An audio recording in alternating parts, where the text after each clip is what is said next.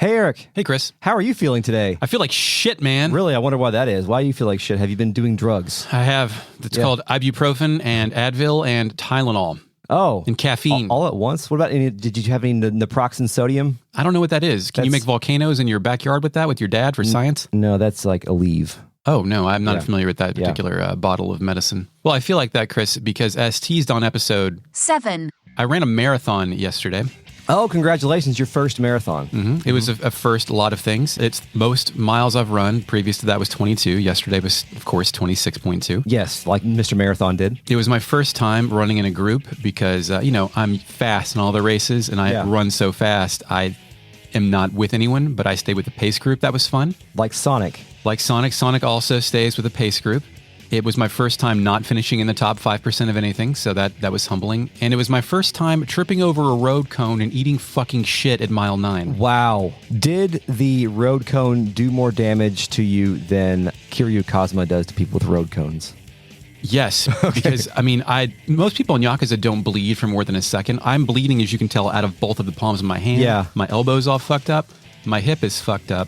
And more importantly, when you run 26 miles, you're supposed to eat gels every 4 to 5 miles. Gels? Are they like power-ups? A little bit. They're like power-ups, packs of gels. Health packs. Yeah. After 2, they become very disgusting, no matter what flavor they are. Mm-hmm. And I crushed all of those when I landed on my thigh along with the palms of my hands. Oh, you crushed them. I thought when I saw that you said this in the chat, crushed them, I thought you meant like I'm crushing this coffee this morning. No, I crushed it, and reaching into the pocket and trying to pull one out and just finding your hand slathered in fucking protoplasm. Yeah. I needed the gels inside of my body, so I dipped my hand into my pocket and sucked off my fingers. Wow. Every 4 miles instead. All things considered, that's not as bad as like if you had to like shit your pants or something. No, I would take that over shitting your pants. A lot of people saw it. An earbud fell out and somebody said, hey bro, you lost an earbud and I had to run back 15 feet. That part was caught on camera because originally I tripped over the cone because I saw my friend Tom and waved hello to him. Oh, fucking Tom. Yeah, thank you, Tom. He's a great guy. Wonderful person. Here's the audio from that. Well, it's good to see you, Tom. But yeah, I did it. I finished in 3 hours and 20 minutes, which is behind what I wanted to finish. But that's pretty good though, right? Yeah, for your first marathon, 3 hours, 20 minutes is pretty good. Well, congratulations, Eric. You finished and you didn't die. So, thank you. Not yet. We'll see. And you were able to get up. I'm still bleeding out of a few places, so. You were able to, get yourself over here and do a podcast for the people. You want to hear some hot sounds? Yep.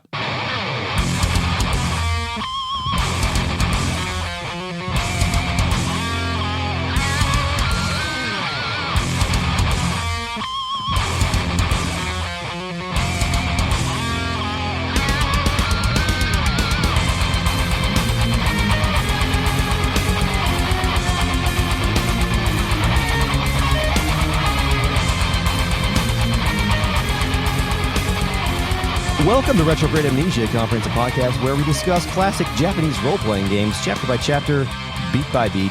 Welcome back to Season 5, Episode 18. We're covering Xenosaga Episode 1, Der Will Zermacht. No. Der Will Zermacht. Closer.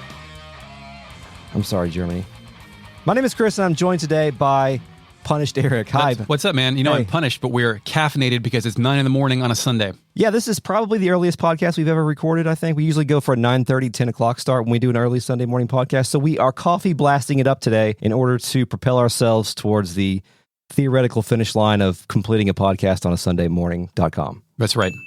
We're also joined by the RealNet. Hello, RealNet, a collective of patrons who are listening to us record live. Hello, and welcome to the show this morning. You too can do this at patreon.com/retroam. We're also joined by the Fake Net, our post-production AI companion, who brought coffee enemas for us to use this morning. Initializing fake net. I've loaded 6 enemas up with caffeinated tapioca. Who's ready to get loose? I'm not sure if that's what I really want today, Eric. It doesn't matter. I mean, it's like if I'm going to do it, you have to do it. It's like a solidarity exercise, like a trust fall type thing. Oh, okay, well. It's our field day, our corporate field day here at Retrograde Amnesia Corporate Studios. team building, I think is That's what they call that's it. Yeah, team building. I've never been to one of those. I'm sure you have. I never go. I mean, I've been to those before, but nowadays, I never go. Nope. Never go. Fuck it. See that shit pop up on the calendar? I'm taking off that day. I'm not going to See do that it. shit pop up? Nope. I've got something going on that day. Can't It's no do good. it. You know what you have going on? Sorry. Stomach pains, diarrhea. Yeah, I do have stomach pains and diarrhea. I don't actually today, but You know where you can't have diarrhea is space. Can you? You can't. Can't? You have to hook like a suction cup up to your asshole. Oh, like you shouldn't have diarrhea. Right, yeah, You it'd don't be want to bad. have diarrhea. No. there. Okay. Panic plays, which also plays when I have diarrhea. Yeah. The Elsa speeds through space amid a hectic Gnosis fleet. Hammer gets nervous. Matthews gets confident. And Tony gets another chance to showcase his piloting prowess. Looks like our boys and girls and robots and cyborgs and angel boys and Realian prototypes and Alan are finally toast.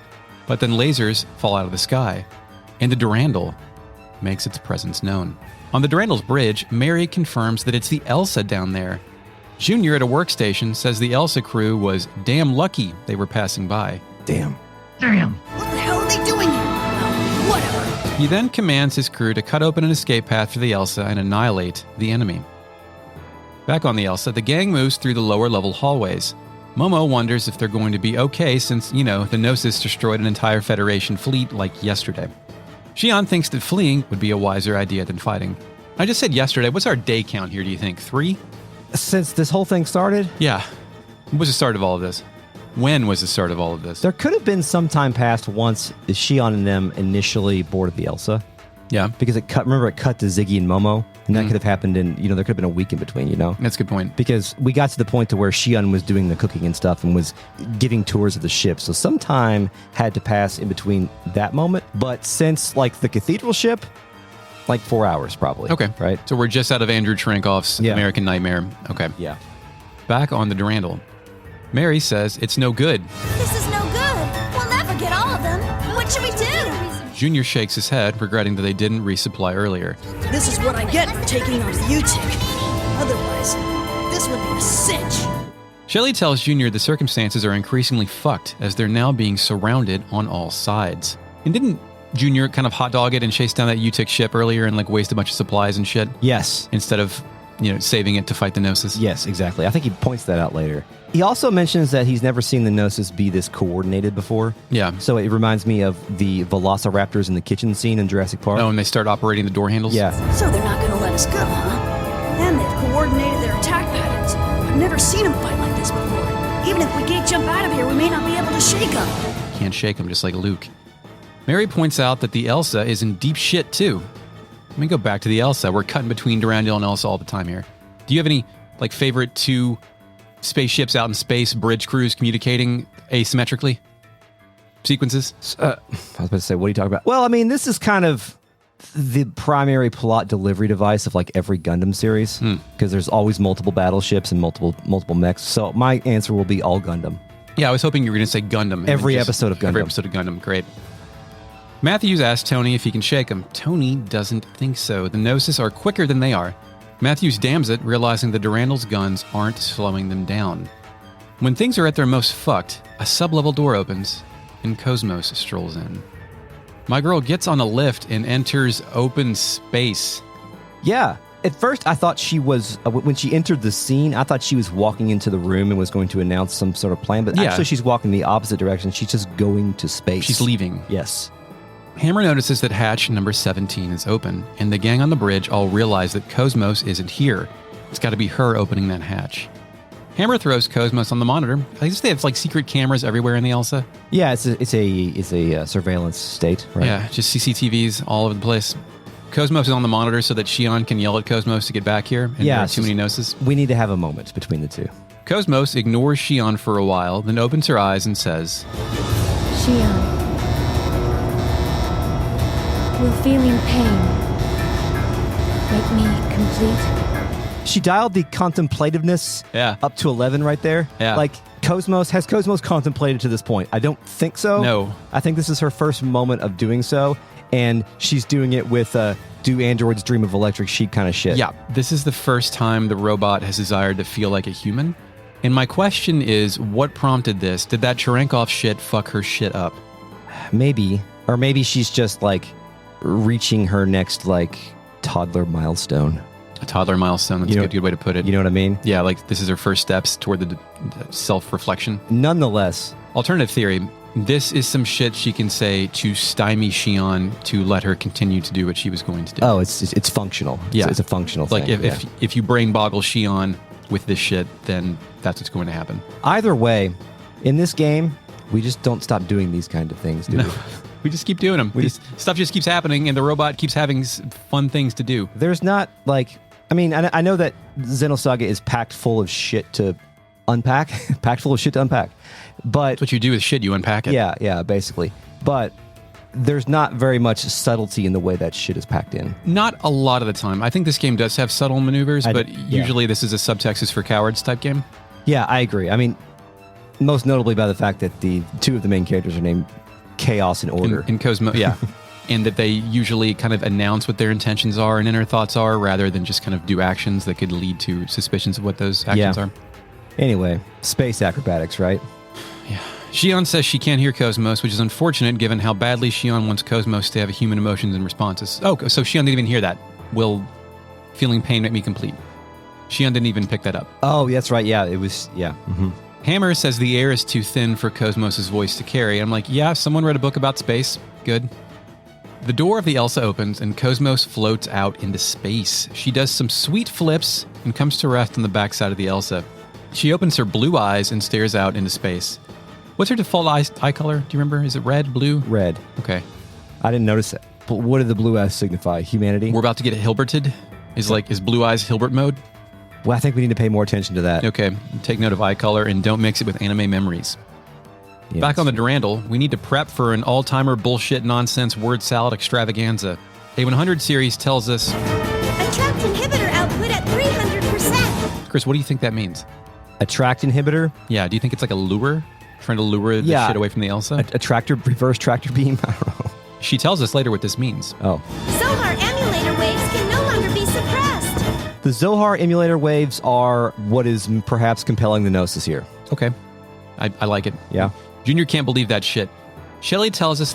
Intruder alerting of the Eta mother frame. Permutational phenomena appearing in the variant. Chris, what is the Peta mother frame and then... Permutational phenomena appearing in the variant. Variant is capitalized. The mother frame, is that what it's called? Yep. Is, I think, I think it's the mother brain of the ship. Okay. I'm saying this ship, we'll learn later, has a lot of Zohars on it. Yes. So are they like... My guess is they're coalescing Zohar power to attract in like the shit's starting to break, maybe? I think you're right, yeah. Okay. Like that, the fact that they're carrying all that stuff is what's causing this. Like probably. Appearing in the variant with variant capitalized means like maybe one of their Zohars isn't like is more fucked up than the rest of them. Junior refers to whatever that is as momma, then asks where it's coming from. Can I say something about momma real quick? Tell me what was it? How to ease the burden of mother? What we talked about, or the suffering of mother last time? Something of that. I think this is funny. Yeah. Like there's all this Technobabble and Junior's like, oh, you mean mama. Mama. And the fact that they're calling something mama reminds me of, this feels like a very Kojima naming device of calling something. Big Mama. Yeah. I mean, I guess Kojima literally uses Big Mama, but like, even notwithstanding that, it sounds like something that he would make up. Do you know what this reminds me of just now? Remember that mobile game we played and enjoyed approximately 3 to 4 times called Space Team? Yeah. Where you just had to shout out fucking nonsense to keep your spaceship floating? Yeah, there's a couple of variants of that on like the Jackbox stuff too. Yeah. You just have to use silly words to command your friends to do stupid actions. The best one is when you're a family of Satans that has to do chores. It's pretty funny. In space? No, not in separate. space. Okay. No, it's like in a house, like household chores. Fucking family of Satans. Like, yeah. A 100 series scans the transfection course. Scanning transfection course. Did you look up the word transfection? Of course not. I did. Okay. Transfection is the process of artificially inducing nucleic acids, DNA or RNA, into cells utilizing means other than viral infection. So that they're pumping nucleic acids into this fucking bullshit? Part of maybe mama is organic. Is living. Yeah, that's a good point. Just some Genova ash shit down there. Yeah. Whatever this is coming from the quarantine hangar, wherever that is. Junior thinks it can't be the Zohars. And now I'm like, dude, he said plural. He said Zohars. Yeah. Even though we just kind of spoiled that about 3 minutes ago. What are the external sources sending signals to Zohars? It has to be Cosmos, right? She's the one going up into space. She is like the great variable that's throwing a wrench into everyone's plans. The murder robot shows up and starts fucking up like all the like meters and stuff start spinning around and spitting out impossible numbers. Yeah. I want to transfect more things. Yeah. By the way, do you have any nucleic acid I can borrow so we can like transfect your kids or some shit? Isn't Aren't we all just miserable piles of nucleic acid? I think so. Yeah. Secrets, some may call them. So you probably have nucleic acid coming out of your wounds right now. The one on my elbow, which I'm wearing a jacket, it's still like gooey and fresh. I think they call that marathon stigmata. Ugh. By the way, John Doe says the age of nucleic domination is over. It is. God damn it. Fuck. Or I'll go back to fucking Parasite Eve goo, patreon.com/retroam. The 100 series tells us that external with a capital E sources are sending requests to the Zohars. Shelley says the paradigm contamination is spreading, and if this keeps up, the mother frame will take... I hate when my paradigm... What was it? Shit. Mother brain. What? Paradigm what? That would be paradigm contamination. Okay, I thought you said paradigm confession, which is even crazier, but okay. Paradigm Confession should be a spin-off podcast where we confess our deepest secrets about paradigms. Junior orders someone to cut off the main line of the quarantine hangar and to stabilize the attract inhibitor through a secondary line. And my next note is I'm laughing now. They're doing this shit on purpose. Yeah, this just game... like stacking it. I think Xenosaga is like 50% Android discourse, 25% Technobabble, and 25% religious jargon. Yeah, no, that's okay. Is that a good ratio? Yeah, that's a good ratio. You mix that and you've got a space opera, son. Those are the primary components of a space opera. I want to know who localized this, just so I can see if they were just at the computer being like... Yeah, I wish it was somebody that was, as... On the internet? As vocal or as willing to relay anecdotes as like Richard Honeywood was. Richard Honeywood, or the guy that did Metal Gear Solid in Symphony of the Night, I forget his name, Blaustein. Mm-hmm. Like, he's been going off on some recently. Really? So yeah. You need to look up some Jeremy Blaustein interviews. He's a good dude. I think we then go to an actual CG cutscene, which is rare. Usually it's those in-game models. Yeah. Cosmos is now riding on top of the deck of the Elsa. The Nosis fleet approaches head-on. Cosmos closes her eyes, then opens up her six-pack abs. Yeah. Some kind of jet-like interface protrudes from her back. Cosmos then pushes both gloved hands forward and unleashes a laser blue light super, which physically obliterates the Nosis horde. I refer to this as the womb kamehameha. That's good. I was going to reach for like a Marvel vs. Capcom 2 reference with all the shit I see in that game, but yeah. Dragon Ball's a problem. Yeah, that is a Marvel. Yeah, I mean... Everything's the same story, pretty much. Every day the same dream. And then the process appears to reverse with Cosmos's laser... I put Cosmos TM for some... With Cosmos's laser blue abdominal light attack, sucking the Nosis particles back into her. Yep. When it dissipates, Cosmos blinks her blue eyes, and when she opens them back up, they're red. Okay, I want to talk about the eyeball symbolism again. I want to talk about a lot that just happened. Yeah, well, the eyeballs. So they switch to blue, and they switch back to red. Yeah. When she said, Shion, will feeling pain make me complete, were her eyes blue or red? Blue, I think. They were blue. Right. Okay, so Can we see what her default state eyes are? Her default state eyes are red. You sure about that? Yeah, because I think when she came out of the wall, remember when she came out of the wall, like that's Cosmos's music in the Waglinde? Oh, yeah. Her eyes were red. But she was also in battle mode. I know we can fix this. FakeNet, on the box art, what color are Cosmos's eyes? Initializing FakeNet. Cosmo's eyes on that elevator were closed, but were blue when she opened them after she stepped outside. On the box art, her eyes are red. On the front of the art book, they're red. The art book's not the box art. The art book could be sourced from third-party art. You don't even know who assembled that. Do you think fucking GameStop gave it to Games? me? No. I pre-ordered it at GameStop, Eric. My working theory is that when her eyes turn blue, she is becoming as gods. She's becoming more human. Because humans have blue eyes. Yes. Well, specifically, Humans don't have fucking red eyes, dude. Humans don't have red eyes usually. Yeah. Okay, so that is becoming as God, as human.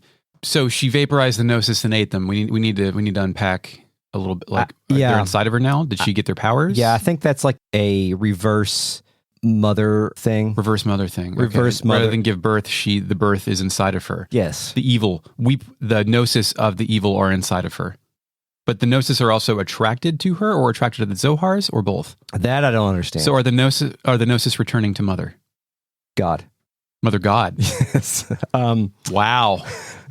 Damn, link those two ideas together. I don't know, but I do think that whatever technology Cosmos has inside of her is intrinsically linked to sucking Nosis, because... Nosis sucking. Yes. That's like one of the hidden features. I mean, she was made as a Nosis fighting machine anyway. But like fighting and obliterating, not absorbing. They're going to bring this bitch back in the ship, and she's got, I don't know, 1 million Nosis inside of her. They could just like seep out like the fucking containment thing in Ghostbusters. Yeah. Like, that's dangerous. You don't let that back in the ship. You leave it in space. It doesn't seem good. It seems bad. Yeah, it seems like she got rid of the problem, but she just made another problem for later. I know that Cosmos isn't the final boss of this game, but this makes me feel like Cosmos is going to be the final boss of this game. Damn, that would be awesome. Yeah. Like a Mass Effect 2 fetus baby thing. That ending was good, whatever. All right, we done unpacking Cosmos, Nosis, suck off, absorb, mother pregnant, blue eyes, check mark. All right. Yeah, let's conclude with no one believing this shit, right? Elsa Bridge, cutscene. We're back on the Elsa Bridge with most of the cast huddling around Hammer's workstation. Matthews, with Cosmos on the holo screen, leans back in his captain's chair and concludes that wasn't so bad. Alan and Shion look at each other briefly, and Shion wonders if that really just happened. Alan confirms reality. Did that really just happen? Yeah. It appeared as if she absorbed the Gnosis. Is there anything more irritating to you when you're watching children's programming these days and one of the characters goes, "That just happened"? I've never noticed that before. Wow. Congratulations. Your children watch suitable entertainment. No, they don't. They watch Minecraft videos on YouTube. Okay. So normal, regular, cool. For the fifth or sixth time in this game, Shion enters the oh my word pose and wonders how Cosmos could do something. In this case, have weaponry that she doesn't know about. How could she have weaponry we don't even know about? No, that wasn't a weapon. That was... something impossible. Matthews lowers his captain's chair and wonders who gives a shit if that was possible or not. You got rid of the Gnosis, right? Hammer pops in to tell the crew that the little master has been trying to buzz in for a while. They know each other. They know each other. They know each other. Wouldn't it be funny if Matthews were Junior's dad? I mean, we've talked about these guys have made reference to working for the Kukai Foundation, right? Yeah. Do we know that the Durandal? We know at this point the Durandal is Kukai Foundation. Yes, right? I believe we do. I didn't realize that they explicitly worked for Junior or knew Junior up until this point. At least I didn't remember that. So. Well, I don't think they said whenever they make reference to that, they said don't piss off Master Guinan. And I don't think right now we know that Junior and Guinan are fucking whatever they are. Yeah. Okay. Matthews chats with Junior in the background. Alan wonders who the little master is. Shion is still spinning in circles, thinking critically to herself that this isn't the Cosmos that she built. Finally, she arrives at a conclusion. Kevin, is this your hand at work? Is this the real Cosmos that you wish to create? Fade to black. Chris, how do you feel about hand at work versus handiwork? Hand at work is more ominous, right? Yeah. Handiwork is like I fixed some shit. Some extra LEDs under your podcast table. Hand at work is I may have put them there while you weren't looking. Yes. Yes. Okay. Yes. Goal is grander than just me fixing something. Yes. I have ulterior. This is going to do some like MK Ultra shit to your brain where I'm going to pre-program you to kill the queen. I don't know what MK Ultra means. Congratulations, dude. Way to go. Very good. Should I? I mean, you're old enough to know about the government PSYOP LSD acid program and the pre-programming people and the... I know what that is, but when you said MK Ultra, I thought that was a Mortal Kombat. A Mortal Kombat. Yeah. Yeah, you know, what they made after Ultimate 3. They made MK Ultra. Yeah. It was what Trilogy was called in Europe. Fucking PAL region. Space, the Durandal. Now we're in space. The Durandal slowly approaches the golden Zohar emulator that I guess didn't get absorbed into Cosmos, was left behind out here in space. Yeah, she only absorbed the organic material. That's right. She's like a succubus. That's not what that is. Roomba. She can only suck salt. Saltsuckers.com. I assume it's the same one from the Waglinde, from the cathedral ship, whatever. Fade to black. Now we go to Ploroma. Pellegrini and Margulis stand at the command center. Why are they here? Pellegrini and Margulis? They live here. I know. Well, I understand that why they're physically there, but like, what are we still doing with these fuckers? Yes. I guess that's the point of this cutscene, right? Yep. A radio voice, later revealed to be a nearby worker, tells them, Commander Cherenkov's SMS tracking signal has disappeared. SMS, like the text message. I think that's technology? what that's got to be, right? Like that we didn't have SMS back then. I think we did. We back did. In 2003. Like it was very primitive, but I think that's what that was. Yeah, we did. Fake net. When was SMS like a thing? Initializing fake net. Short message messaging service, commonly abbreviated as SMS, was first implemented in Finnish mobile services in 1993.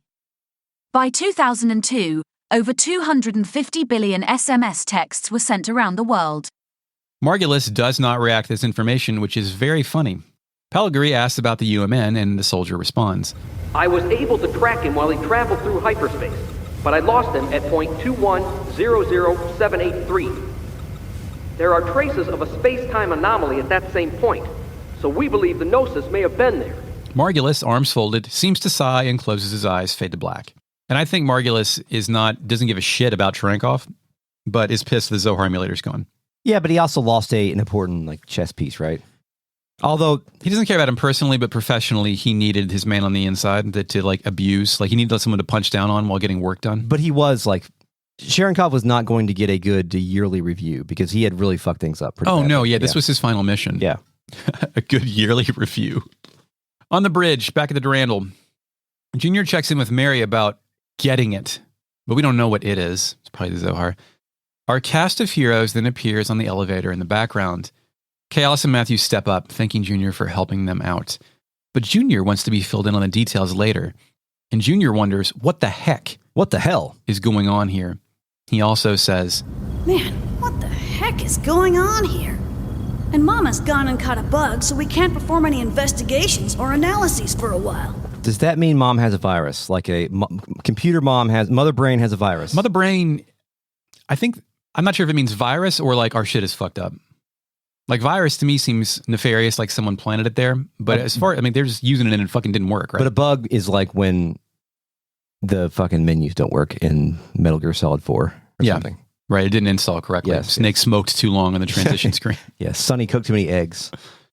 Chaos walks over and places his hand on Junior's back and tells him, That's terrible. So this is kind of weird, touchy-feely about Mama. Chaos, if Chaos thinks it's terrible, that means there's some kind of supernatural element to Mama. We've had plenty of, cyborg, android, all the hits, but now we need to ask ourselves the question, can you love your computer like you love your mother? Instead of any German subtitle for these games, they should have said that. That's my Philip K. Dick. That's your episode title. That's my essay. Can computer be mother? And sister. Alan rolls up to Matthews and asks under his breath if that's the little master. Matthews confirms it. He's our boss. The head honcho. Matthews then addresses Junior, informing him they picked up all these dipshits who were heading for Second Miltia. He asks Junior what they should do with him. Junior takes one look at our guys, or cast, whatever, and thinks they're in pretty deep with something. He does not address the question further, instead telling Matthews to repair the Elsa. He should get it fixed over at the Foundation. Finally, Shion approaches Junior with a question. Foundation? You mean the Kukai Foundation? From the Galactic Finance 500's top 10 fastest growing corporations list? I think whoever was writing this scene wrote down Fortune 500 or whatever the Japanese equivalent of that is, and handed it to somebody and said, make this sound space. Finance 500? Yes. Good. Yeah, that's probably right. Because I know what a Fortune 500 list is, sort of. I know that means important companies. Well, important is a relative companies term. that make money for people. There you go. Junior interrupts her and says, the business stuff was meant to be a side thing. We got lucky, that's all. Isn't that kind of we're in our conspiracy space Jesus bullshit, but we just happen to make a lot of money? So, sorry. Yeah, I have a lot more on this later. Okay. Alan, the paranoid shithead jealous hater, slides up and whispers in Shion's ear. This is bad, Chief. We can't associate with these people. And I'm like, oh good, he's shifted the prejudices to... The Elsa people seem like space truckers, and honestly, you don't want to trust truckers unless you know them, but this seems like a legitimate business. Or does he think it's mob shit? I think it's just the opposite. I think you always trust the trucker, but you don't trust the... Well, truckers ultimate blue collar, so I can understand. Yeah, I guess so. Junior, hands in pockets, which is how he walks over to Alan and Shion. He heard Alan say that shit. He says, Hey, I heard that, man. Would you rather we left you here in space? Alan does a move that I've seen him do a lot where he stands up straight and then apologizes. Says, oh no, sorry, sir. He gets very erect. And yes. Does he salute too? Alan becomes erect. I think he salutes as well. I could be wrong. I remember him saluting. I do have a memory of Alan saluting somewhere in this video. I think he was, trying to, he got called on his shit. Initializing fake net. Alan brings his feet together like he is about to salute, but the camera cuts away. The camera stays focused on Shion as she starts to dissociate. In the background, we can hear Matthews addressing Junior. He says, look, little master. What do you say we just leave this wuss behind? He spends all his time moaning and groaning. Wuss? This is like the second or third wuss we've had in this game, by the way. I'll control F the script and see how many wusses we're up to. Initializing fake net. This is the only time the word wuss appears in the script, but the script does not include NPC dialogue. And that's great. FakeNet, play the chicken wuss sound effect just to hear it again. Yeah.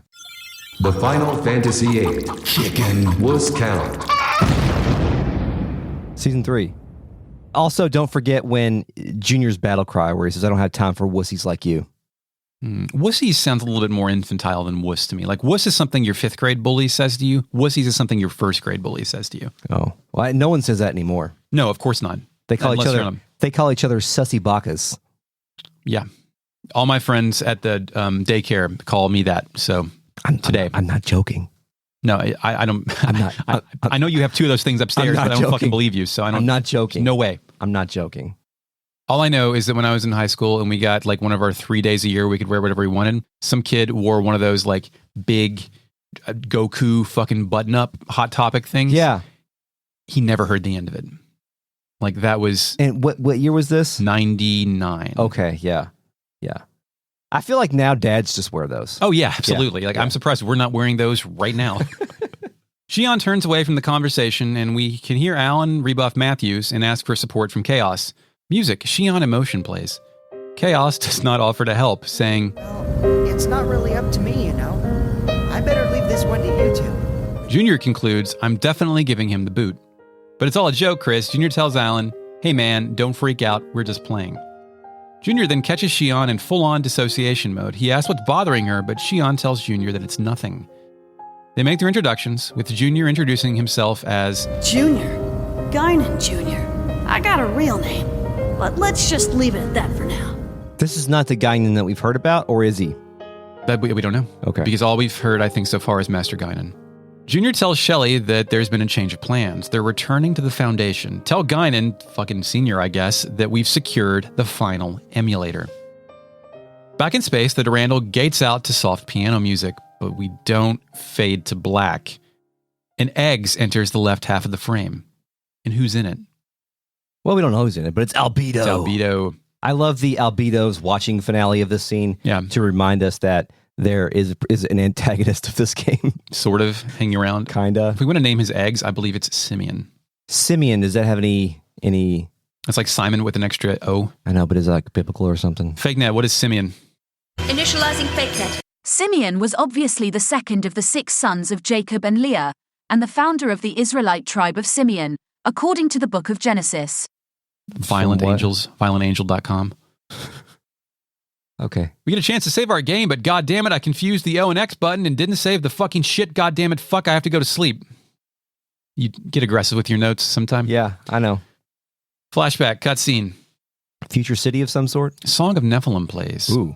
We're flashing back to the colorful aura of Cherenkov's flashback, but it's not the same. It's just the same texture. Is the sky the same sky? Like, is the phenomenon in the sky the same? Yeah. I think that's the implication, because how often does the sky go kaleidoscopic neon colors? Yeah, so in that sky we saw before is when Ariande was getting vaporized? About to evaporate because of some kind of incident. Okay. But we don't know. The Ariande sky was, like, I think, maybe the Ariande sky was like that because they knew what happened in this flashback and tried to induce it again. Yeah, that's possible. Junior is running away from something on a bombed-out city street. He runs past a few flaming cars, but doesn't seem to be making much progress. Finally, out of breath, he comes to a stop. He screams Guinan's name, and Aurora enters the frame once more. Back to Junior, he sighs and hangs his head. We go back to the Aurora sky, and the colors seem to dissipate as the rain starts to fall. Back to Junior, he stopped and is looking at a dead cat with a red collar. Yep. Its name tag reads Guinan, and I'm like, God, fuck. I thought... Is Guinan a man? Is Guinan a person? If we get to talk to a giant fucking cat in this game, Choo Choo has a precedent, I suppose. Yeah. So, whatever. Junior approaches the cat, picks it up, and begins sobbing. Now we flash over to some kind of octagonal industrial platform. Yeah, it's like the inside of a science fiction silo of some sort. I think we'll find out this is the Song of Nephilim. Oh, okay. Later, like that's what the physical structure is called. In Junior's arms is a black-haired version of himself. Its eyes open, but Junior tells it not to say anything. It's all over. Everything is over. So this is Guinan, but earlier the cat was Guinan. Does Guinan have a cat mode? I don't think Guinan has a cat mode.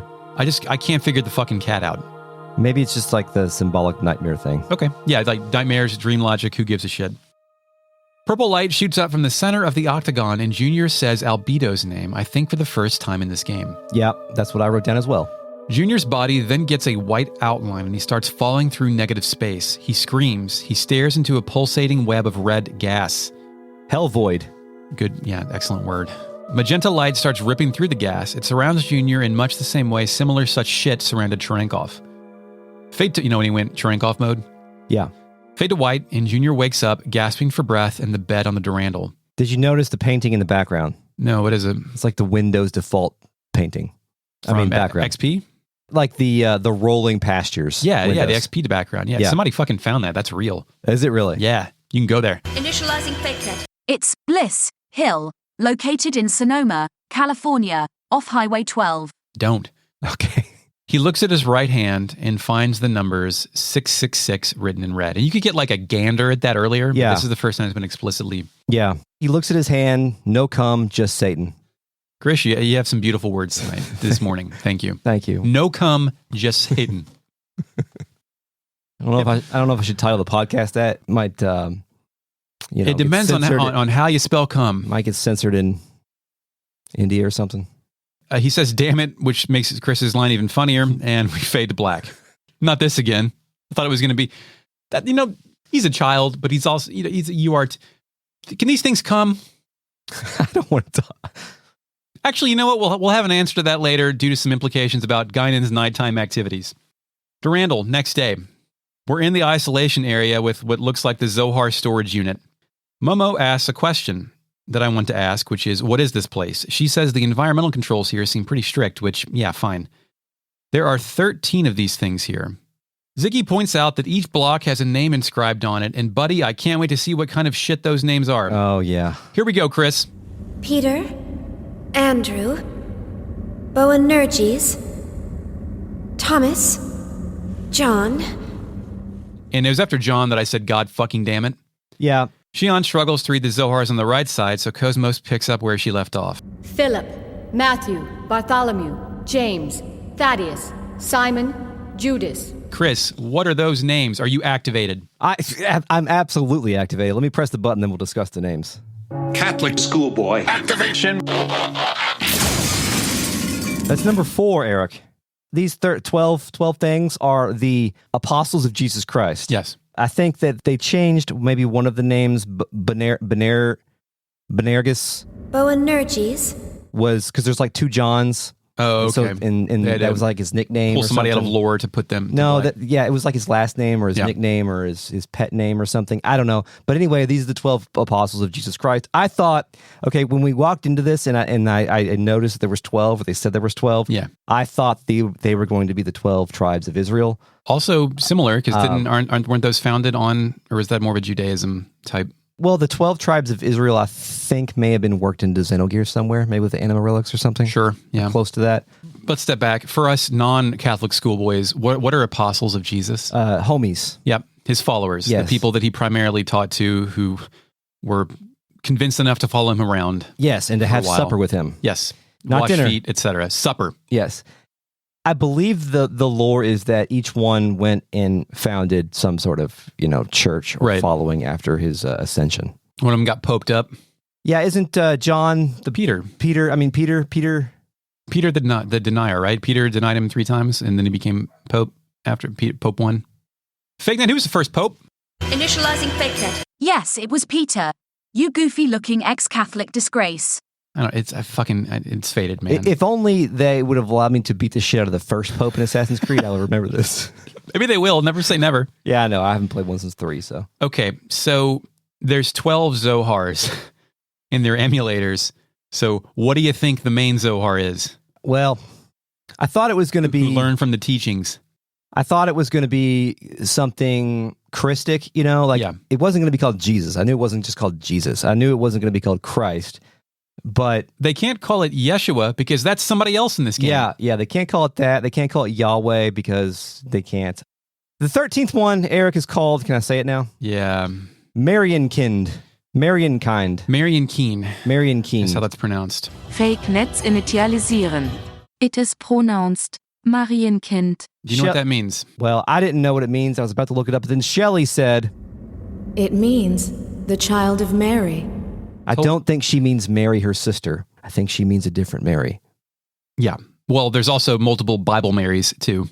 That's true. I think she means the Virgin Mary. The Virgin Mary and not Miss Magdalene. Virgin Mary lore, by the way, is most of your knowledge of Virgin Mary lore wrapped up in when she would show up in like the lady, Our Lady of Fatima and all that kind of stuff. Yeah. Well, Fatima was treated, I learned about Fatima because it was like convincing evidence of a real miracle in my time. Yeah. Or something. But no, I mean, it was mostly just Mother Mary of Jesus. And learning what I think, I had my mind blown somewhere around 9th or 10th grade when I learned the Immaculate Conception, I think this is right, is not Jesus, God coming down and putting Jesus inside of Mary, but rather Mary's conception because she was born without sin or some shit like that. I don't think that's right. I think that was like a gotcha somewhere. FakeNet, what the fuck am I talking about? Initializing FakeNet. The Immaculate Conception is the belief that the Virgin Mary was free of original sin from the moment of her conception. Catholic schools in the Louisville Archdiocese must not have made this clear. Perhaps they should have been harboring fewer pedophiles. Or maybe I'm wrong. Yeah, that's what I'm saying. Like, I remember like it blowing my mind, like someone introduced a new rule to checkers that I'd never heard of, which the kid was lying when he did that. So maybe I've been lied to about the Christ. Oh. Well, 2 idiots who learned about God 20 years ago try and sort out their memories on a podcast. So anyway. So the main Zohar is called Child of Mary. Through German folklore and among the stories collected by Mothers Grimm, it means Mary's child. That's where that word Marian, because that's the German version of that, obviously, came from. When Eric just said Mother's Grimm, Mother's Grimm, he meant Brothers Grimm. Anyway, Junior says this is where we store all the really dangerous items, stuff like this. Where do you keep your dangerous items, Eric? I don't really have much dangerous. I have some computer data. Yeah. That I would prefer others not see that lives on my computer. And I don't mean like police shouldn't see like my LiveJournal password from 2001. Yeah. Shit like that. Do you know where I keep my dangerous items? Where? Right there on that table. Like I have lots of like things you can poke people with. Like knives to cut model kits. Yeah. Stuff like that. Yeah. That's cool. You don't want kids to get a hold of those and slice out their pupils. Right. Junior hits a button and the Zohars shaped cases lift off the Zohars, revealing them all to be Zohars. Yeah. They've got their own garages. This shocks Shion when, I don't know why I put that. Hey, do you want to see where my dad keeps his guns? I also like to show off my emulation devices to my new friends. That's right. Check this out. You all can't come back here, but look at this shit. Look at this little Nintendo, man. My emulation devices. Junior quells the storm. Actually, they're all emulators, and they've been sealed, including the one we just retrieved. Shion asks why they're here. Well, our corporation does dabble a little in everything. Besides, these days, you can't get by without having something to deal with the Nosis. So I instantly thought of another corporation that dabbles in a little of everything that is the closest analog to the Kukai Foundation that I could think of at this moment. Oh, man, can I have a hint? Any hint would give it away. I mean, there was a fucking Blackwater Connect game, so, you know. Yeah, Blackwater might be pretty good, but that might be a good one. But I've got, I think, maybe a better one. Yeah. A Hobby Lobby. Oh, wow. Yeah, they sell yarn. They sell Gundam kits. They don't cover birth control for their employees. Right. And they also seek out like ancient cuneiform tablets. Out of Libya. They try to smuggle that shit out of Libya, right? And Iraq as well. Yeah. The Gilgamesh Dream Tablet, all that kind of stuff. They get that off the international black market and eventually get that stuff seized from them because they acquired it illegally. That's right. You want to go buy some beads to fund this shit? Go for it, man. And what is the Kukai Foundation doing if not seeking ancient secrets? And also preserving them. And running businesses on the side. The Kukai Foundation is Hobby Lobby. Yes. I think Hobby Lobby owns or has some sort of biblical museum in like Oklahoma or wherever it's based out of. Probably. As well. And that's their Durandal. Yeah. Goddamn. I can think of no better corporation than that to compare that to. Seeking religious artifacts. Son of a bitch. It belongs in a museum. That belongs in a museum. And we definitely can't wait around for the Federation to get off its lazy butt. Chris, will private enterprise save us from annihilation? I also wrote down, we can't wait for the government to do something. We must fund the NGOs. We must do this. Yeah. Momo asks what's in the room across from here. Junior replies, nothing present, I'll tell you that much. Pleasant. Shion can't... Nothing pleasant. Nothing pleasant. You said present. It's entirely possible. I'm now confusing my R's and L's like a Japanese-speaking English person. Nothing pleasant, I'll tell you that much. Shion can't believe this. I wrote down present. That's funny. Shion can't believe this shit that Junior isn't going to show us. Neither can I, the player of this video game, and I wonder how long it's going to be before we can go in there. All Junior can do is shake his head and say, trust me, it ain't something you want to see. Chris, what's in there? Are we going in there now? We are, but I wrote down guesses. Oh, what did I guess was in there? Yeah, what do you think is going to be in there? Fucked up Momma? I did. Genova? Sephiroth? I did think there was going to be fucked up guys in there. Fucked up guys? Yeah. I wrote down, I believe it to be the bodies of Jesus Christ and all of his superstars. Yeah, might be. Nevertheless, Shion followed this up with a surprisingly relevant question. Even if we were to consider the diversity of your businesses, you're still a foundation, right? I mean, the weaponry on this ship far outclass those on any warship. Who are you people anyway? She's basically saying, like, what the fuck, guys? Chris, you're carrying ancient secrets, weaponry that rivals the Federation, and this is just, what, a foundation? That doesn't make any goddamn sense. None. But I ask you, why did the Branch Davidians have better weapons than the ATF? I don't know.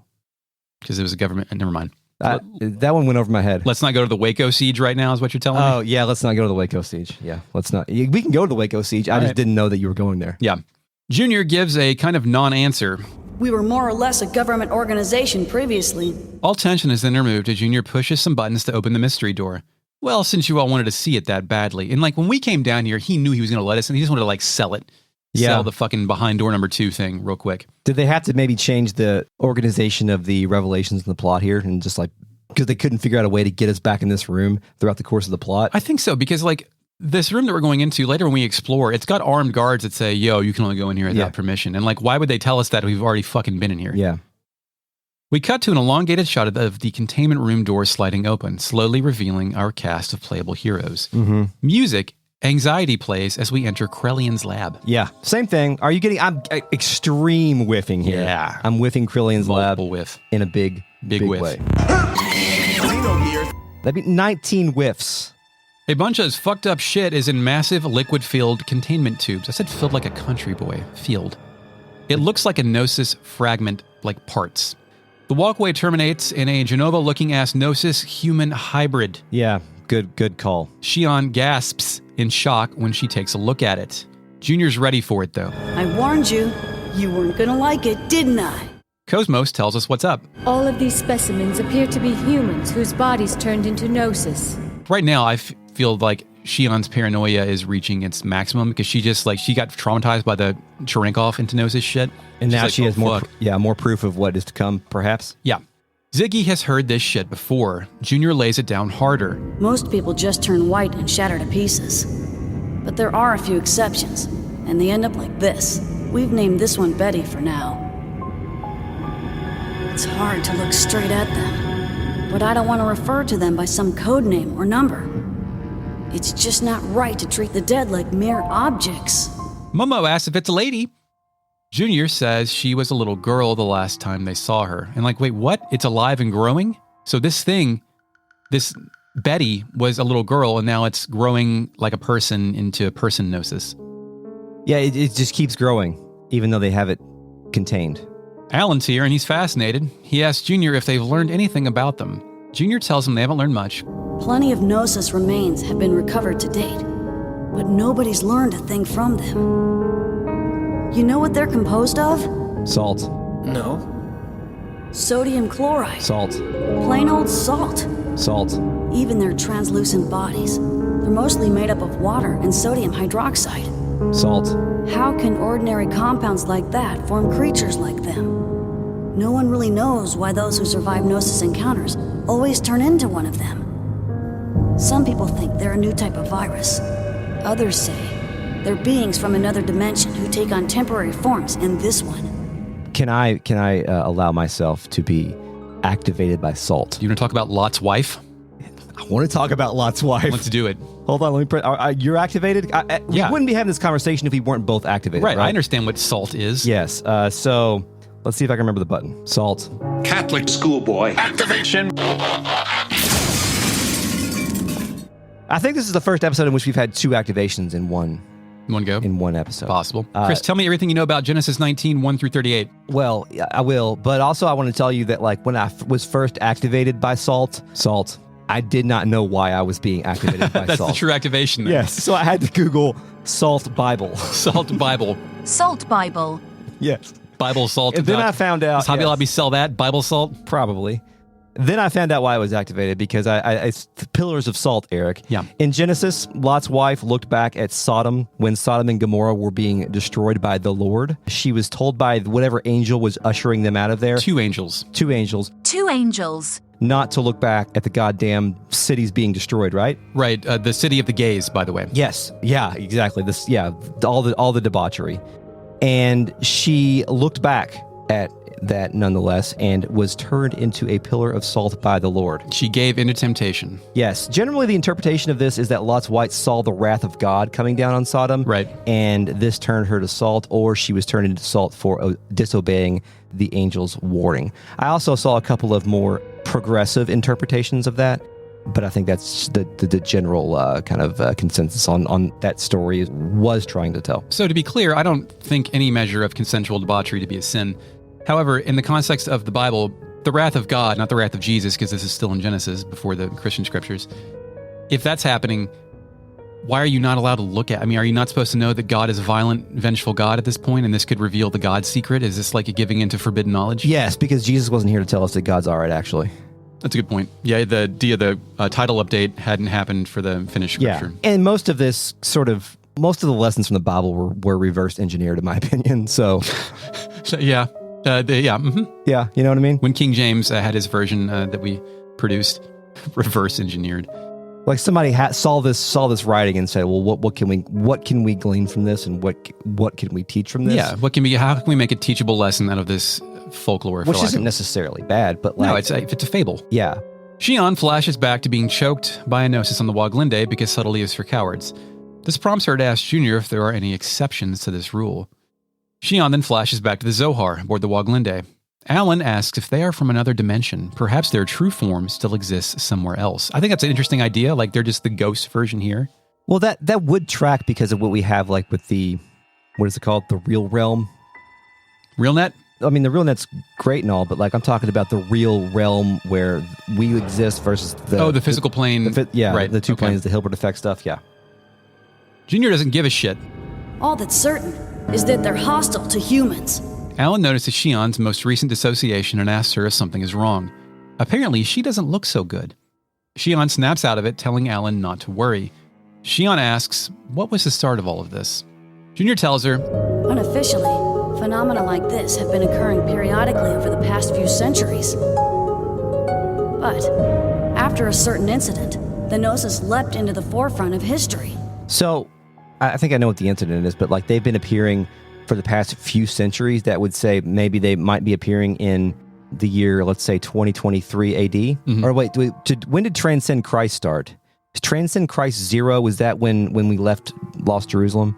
Sure. Yeah, I have no idea. Okay, never mind then. My theory doesn't work. Well, I was going to say what sort of real-life incidents could be indications of Gnosis appearing on our world. Well, I got Matrix activated from this. Remember, and you don't remember this because who remembers anything from Reloaded, but when the Oracle was like, or whoever was like, yo, vampires, ghosts, that's all glitches in the Matrix.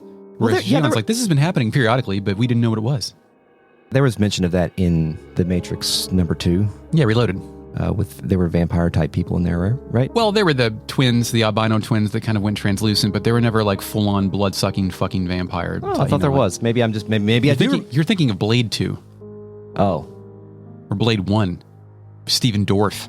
Huh. Some motherfucker's always trying to ice skate uphill. I'm thinking of Blade's Book Club in Marvel's Midnight Suns. It's the best thing Blade's done this century, I'll tell you that. A good video game. Junior says the incident was the Miltian conflict. Joachim Mizrahi. It was he who opened Pandora's box and unleashed the Gnosis upon the galaxy. And we're all paying for his ambition. Deep lore. Deep lore also, Junior really be talking like this? Yeah. He really does say, like he's not quoting any classic literature right now. No. But saying, and we're paying for his ambition is, the only people who say that are people who read a lot of classic literature. Yep. Let's put it that way. Shion reminds us who that man is. Joachim Mizrahi, the brilliant scientist who founded the UTIC organization. Junior immediately disagrees with Brilliant, calling him a lunatic. An asshole. A balmy knobhead. Brilliant? He was a lunatic. Unable to bear his curiosity, he invited the Gnosis into our world. Yo, who's he say this shit right in front of? Unable to bear his curiosity is another one of those things that only highly literate. Only people who've attended Blade's Book Club. Yeah, he says this in front of Momo. This is so great. She says lunatic and then looks to her right, instantly depressed. Junior goes on. The Foundation was established after the war by the newly formed Second Miltian government to clean up and investigate the facts behind the incident. Technically, that's our real job. Problem is, the funding's tight in peacetime.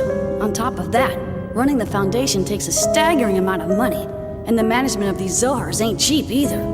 So, We ended up privatizing part of our operations and became a foundation.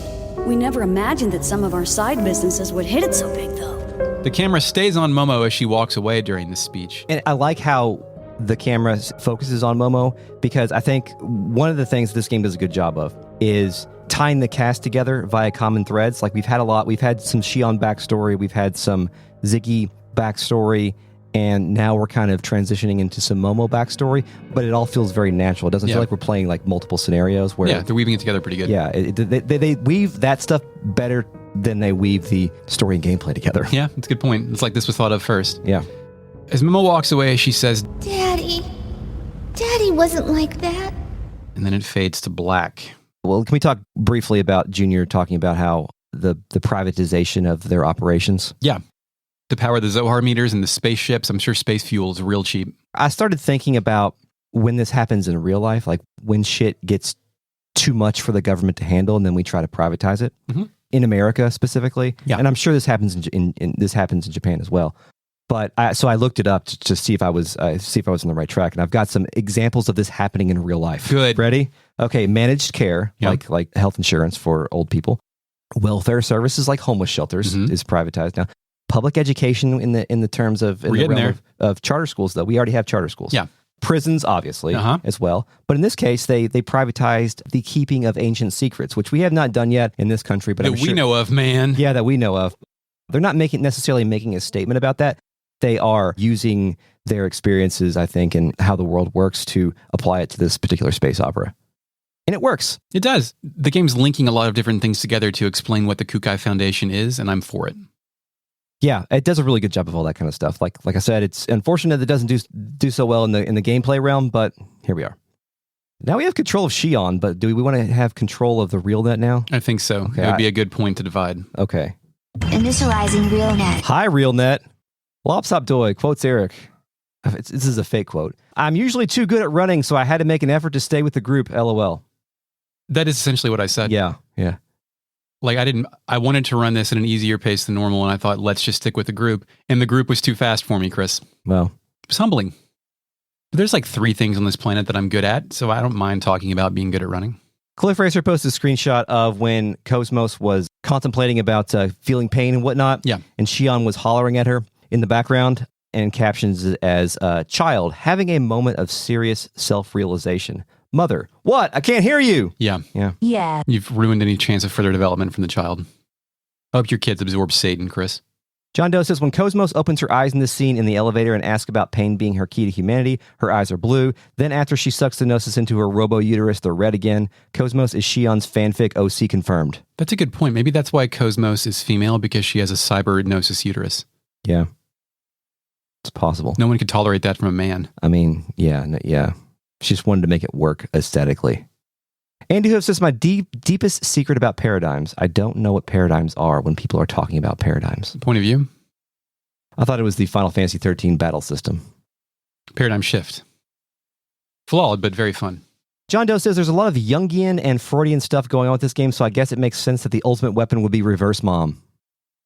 We haven't talked about this, and I keep forgetting to bring it up. But all of these characters, according to one of the books, are slotted into different personality archetypes. Oh, okay. When you look them up. We'll get to it at some point. It's kind of spoilery, but it groups different characters together based on how they think and operate. Would that be enough for like a bonus episode? It's possible. Okay, we'll think about that. Maybe one where I can read you the stereotypes and you assign them to which ones you think. Oh, like a trivia type thing, or multiple like choice kind of matching game. Yeah. Cal L says, do not go to saltsuckers.com.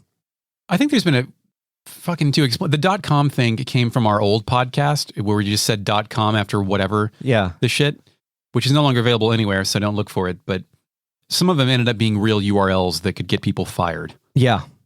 Mm-hmm. I'm going to go to saltsuckers.com right now. All right. Andy Hoof says he might be a wuss, but I respect Alan's drive to simply survive this shit rather than trying to unravel the secrets of the universe. That is true. Alan is all of us, really, I think. Lopsop Doy says simians are monkeys. That's true. That is true.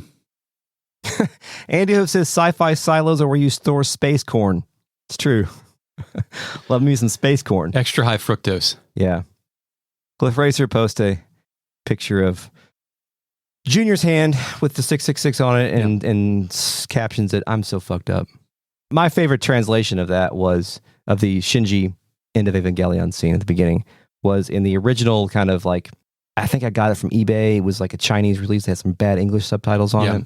You just said I'm so fucked up. No, the translation on there was I'm the lowest of the low. First time we watched that, our friend Nick turned to the group and said, "Isn't that how you always feel?" Yeah. Afterward. Yep. Uh-huh. It's probably one of the funniest things Nick's ever said. And he says a lot of funny Nick says things. a lot of funny stuff. Yeah. That is pretty good. Yeah. I wonder if he remembers that. Like that one stuck with me. Salt Suckers pulled something up. It goes to, it does not exist or is not available. Did you mean Amazon salt candy? Well, if this was like a big podcast for people where we had like a big novelty big group, domains, a big group, people would just register that and reroute it to our podcast. 7-8 says James the Elder was nicknamed Bonergus. I assume they didn't want to have two cases labeled James. That would be funnier though if there was just one that said James. And the other one also said James. Also James. Also James.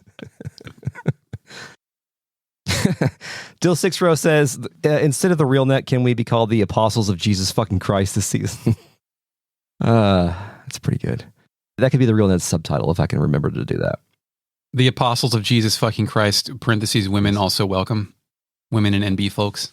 Andy Hoof says, thankfully kids these days have Dark Souls lore to learn rather than esoteric Catholic theology. You know, it's honestly not that different. When I was a kid, we talked about Zelda lore with my friends and made like Zelda maps on poster board and collaborated on shit like that. So I'm sure the Minecraft, you know, whatever kids can get into. Apparently you're right about the Immaculate Conception. I remember it just being some gotcha that really got me, but I never looked it up beyond. Well, you got me.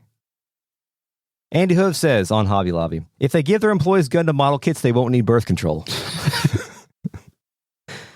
That's pretty funny. It's pretty funny. It's funny. It's really funny. It's good. It's good. It's true. Cliff Racer says Junior hyping up his room of top secret fucked up stuff immediately before showing it off is incredibly in character. Yeah. John Doe says, hey, you can't go in there. That's where we keep the religious references and crimes against God. Mm-hmm. Surely these drifters with murder robots won't be able to appreciate it. I didn't point this out. It was in my notes, but Cliff Racer posted a screenshot of it. Here, I'll show it to you while we're discussing it. There's a really great shot in the Krellian's lab where in the background there is a fucked up globby looking fucking face. It looks like almost like Emil if he took his head off. Yeah, Emil from Nier. Yeah, in the background looking directly at the camera, and I think that's a really good shot. And also it's like one of those, you know how on one plays when you advertise a play, there's those two masks, the tragedy and happy, whatever that's called. The tragedy and the happy? Yeah. It's tragedy. It's a comedy. It's the other one. Comedy. Yeah, one of it looks like comedy. The tragedy and the happy. I like mine. Cal L says, 2 schoolboys, 1 pod. John Doe says, I think the lesson of Lot's wife, like in most Old Testament lessons, is that God is an asshole. That is generally most of what I gathered from the Old Testament. Cliff Racer says, Junior has now emotionally destroyed 2 party members within 5 minutes, which I guess that would be Alan and Momo. Yeah, I mean, when you take your friends to your collection of dad's fucked up shit room, there will be, not everybody's going to survive. Yeah, and he also talked shit about Momo's father. Andy Hoof says, we were founded for the purpose of research. Proceeds to build giant sword-shaped battleship. Mm-hmm. Which I guess, yeah, it's a good point. Cliff Racer says, the Kukai Foundation seems less, we're privatizing this public service in order to kill it, and more, we're privatizing this black op in order to keep it secret. Example, Air America. What's Air America? Do we know what that is? No. Fake Net? Yeah, Fake Net. What's Air America? Initializing Fake Net. Air America was an American passenger and cargo airline established in 1946 and covertly owned and operated by the Central Intelligence Agency from 1950 to 1976. It supplied and supported covert operations in Southeast Asia during the Vietnam War, including providing support for drug smuggling in Laos. All right, thank you, RealNet, for joining us on this fine Sunday morning for a podcast. Sunday morning for a podcast. Having coffee, blasting coffee, having a good time. Thank you. We'll see you on the next episode of Retrograde Amnesia. This episode is a production of Retrograde Amnesia, recorded on October 29th, 2023. Happy Halloween. Yeah, it's almost Halloween. Halloween's a good holiday, I think. The email is podcast@retrogradeamnesia.com. You can find us on YouTube, Spotify, all those places. Give us a like, a subscribe, review, a 5-star review. Apple review. Spotify also has reviews as well. You can do it there. You know, we have lots of them, so you can give us more. And you can say nice or mean things about us. I don't give a shit. I only want nice things. Yeah, I'm just kidding. You can say mean things about Chris. Yeah, salt. Or you can support us at patreon.com/retroam and get bonus episodes, miniseries stuff, and more. Twitter, Retro Amnesia Pod. Thank you, Mark, for the introductory music. You're welcome, Chris. And thank you to that one guy, WorldSyn, for the podcast artwork. Until next time, Eric. World Star. And now you may go back to sleep.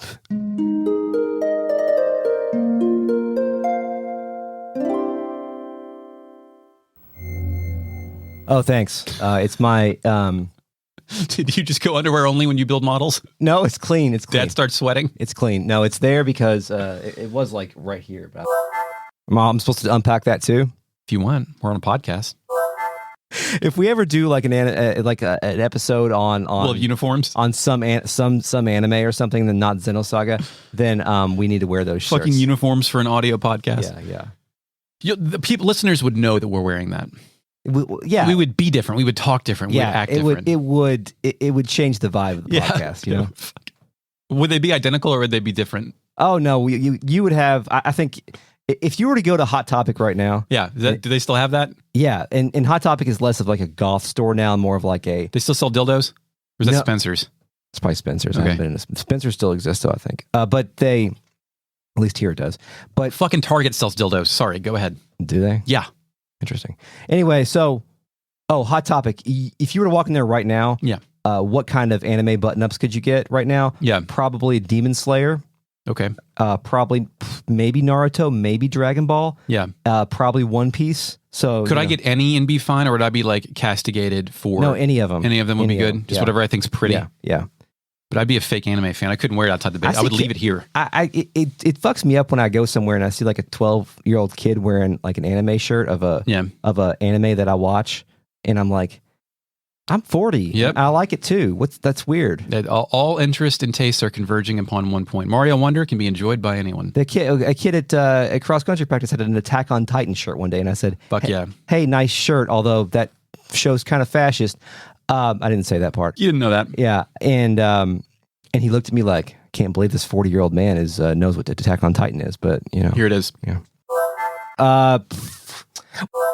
Shion knows it from, and I could never have predicted this, from the Galactic Finance's 500's top 10 fastest growing corporations list. Yeah, I think. So, did we go to the right? Are we already there?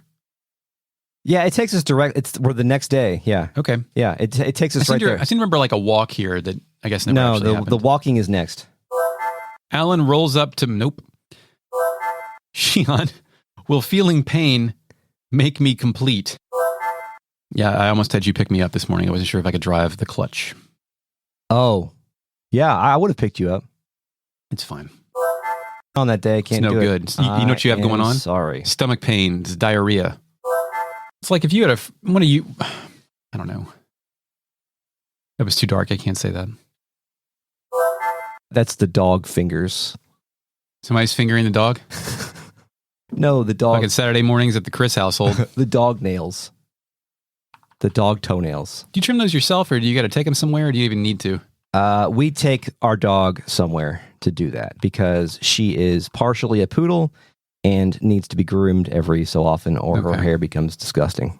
Just trimming cat nails, I almost die every fucking time I do that. We can cut this, but I was having a thought recently where I've already bought Bomb Rush Cyberpunk, but I wanted to buy the physical version. Mm-hmm. So I bought that too. And then I imagined my father doing this when he was 40. If my father had already bought Bomb Rush Cyberpunk and he wanted to get the physical version. Do you know? Okay, you're working on one of my theories here. You know how like when you look at a picture of your dad when he was 40, he looks old as shit. Yeah, or any 40-year-old man from that era. Yeah, they look way older than we perceive ourselves to look right now. Also, they have lead in their blood, smoked, and didn't have sunscreen. But yes, yeah, and part of that has to do with lead and other factors. But part of it has to do is that we are keeping our youthfulness by talking about video games and buying dumb shit. Right. Yes. That is a theory. That, I agree with you that we I could never imagine my dad talking about a successor to Jet Set Radio of his time. You know what I mean? Like, like the nerdiest thing my dad did was he watched cartoons. Like he watched Dragon Ball Z. That's fucking awesome. But everything else was just normal dad shit. Like he watched Star Trek. But he played golf. Yeah, my dad's probably playing golf right now. Except my dad too. It's raining. My dad's probably playing golf. He's out there, fucking plays golf every day. God damn it. Salt.